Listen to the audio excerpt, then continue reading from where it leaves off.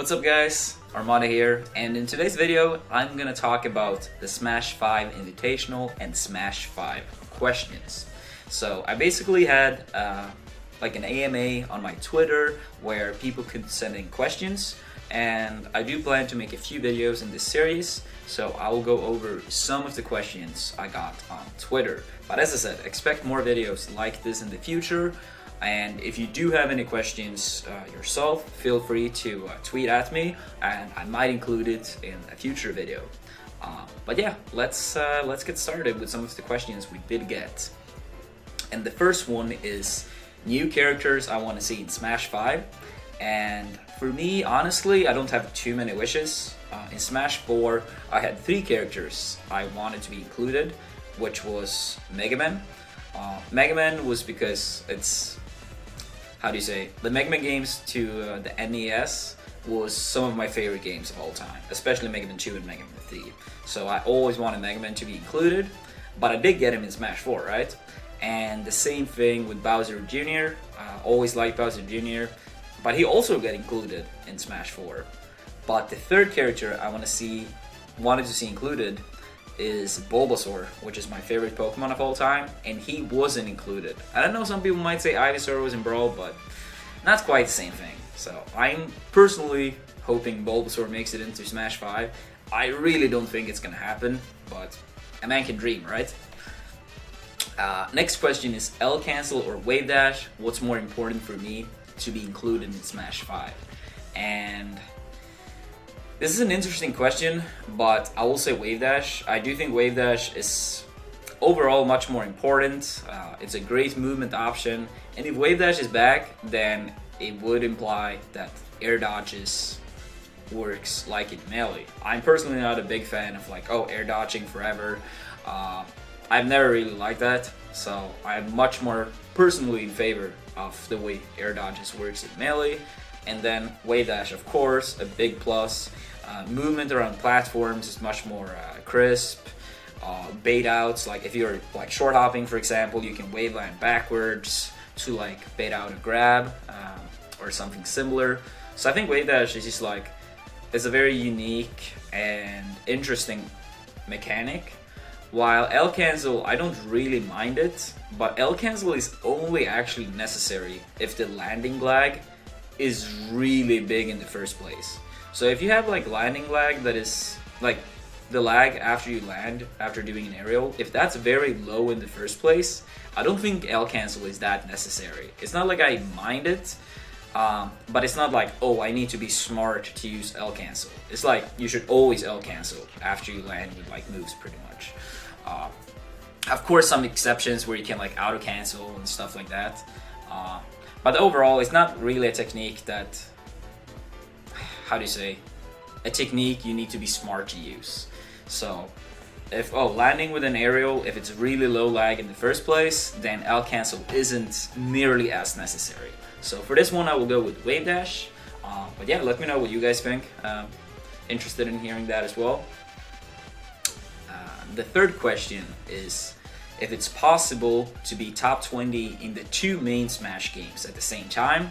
King did it with Brawl Melee, but competition is tougher these days. I do think it's very possible, but I do think it's much tougher now. And I'm not trying to discredit King. He's a fucking legend, like all Smash games across.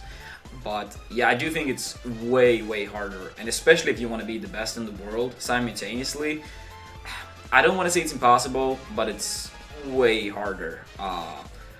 Back in the Brawl Melee days, King was pretty much the only one that did Smash full-time.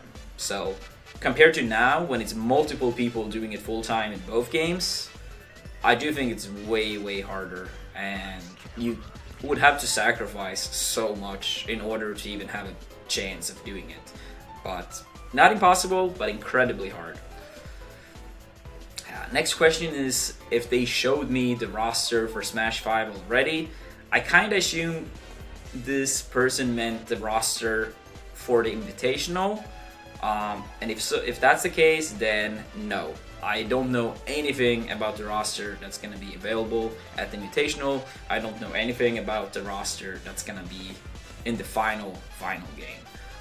So I know as much as you guys. Next question is, do I think competitors will be character locked in again? And yes, I do think so.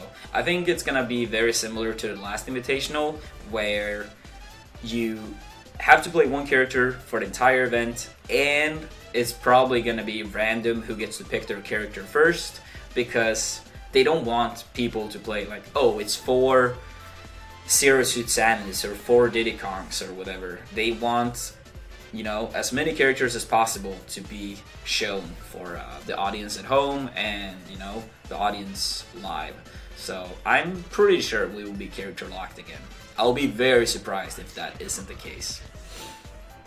And the last question for this AMA video is, even if I don't go to tournaments in Smash 5 after the Invitational, will I still stream the game? And yes, I will do that. Even if I decide not going to tournaments after the Invitational, I will still stream the game, I will still YouTube the game, so you guys can expect a lot of content coming from me regarding Smash 5. And after the game is released, I will give it a try. I'll go to some tournaments. Hopefully I like it. I actually really want to be in a position where I love this game. As a person, I try to not have my hopes or expectations too high, especially when I can't really do anything to like impact the game, or maybe being at the Invitational will give me feedback. I guess that's all I can do. But if you look at it like from the big picture, I can't really do much in terms of like impacting how the game would look like. So I don't like having expectations, because yeah, you can be pretty disappointed. But even so, I will give the game a try, and I will try to enter some tournaments early on, and if I like it, then more. If I don't like it, I'll still try to stream it and YouTube it every now and then, because it's gonna be interesting to see where the game goes. So yeah, you can expect a lot of stuff with Smash 5 from me on my Twitter, YouTube, and Twitch. But yeah, hope you all enjoyed the video. And if you liked this video and my channel, please make sure to subscribe. And if you have any questions regarding Smash 5, the Invitational, feel free to tweet at me. And as I said, I might include it in a future video. Take care, everyone. Peace.